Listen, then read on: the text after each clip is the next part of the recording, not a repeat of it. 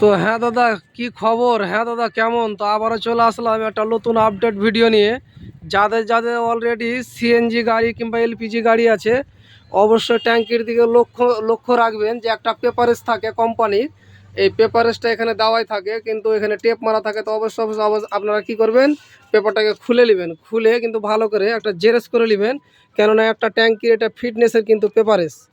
আপনাদেরকে রিয়ালি দেখাচ্ছি যে গাড়িটা কবে বেড়েছে। দেখো, মানে সিস্টেমে 21 নাকি, এখানে ডেট দেওয়া আছে। মোটামুটি গাড়ির বয়স 4 বছর। এ ধরনের কাগজ কাগজ একটা আসবে। তো কাগজটা ডেট হচ্ছে ওপর কার্ডটা 2021, কিন্তু গাড়ির লঞ্চ হচ্ছে কিংবা কাস্টমার হাতে পেয়েছে প্রায় 2022-এ। এবার ধরলেন লাস্ট ডেট এখানে কিন্তু দেওয়া আছে, ভালো করে দেখেন, 9/2026-এ কিন্তু আপনাকে এটা রেনুয়াল করতে হবে। এটা ট্যাঙ্কির অ্যাকচুয়ালি ফিটনেস ধরলেন, মানে ট্যাঙ্কির জন্ম সার্টিফিকেট। তো ভিডিওটাকে এতটা শেয়ার করো যে সকল গাড়িদারকে, মানে যারা যারা গাড়ির অ্যাকচুয়ালি ড্রাইভার, তাদের কাছে যেন পৌঁছে যায়। কিংবা এই কাগজটা আসলে একদিন এমন কাজে লাগবে যে সীমার বাইরে, হারিয়ে টারিয়ে দিলে কোথাও পাবেন না। এটাকে কি করবেন, একটা অ্যাকচুয়ালি জেরক্স করে নেবেন, ভালো করে রঙিন করে।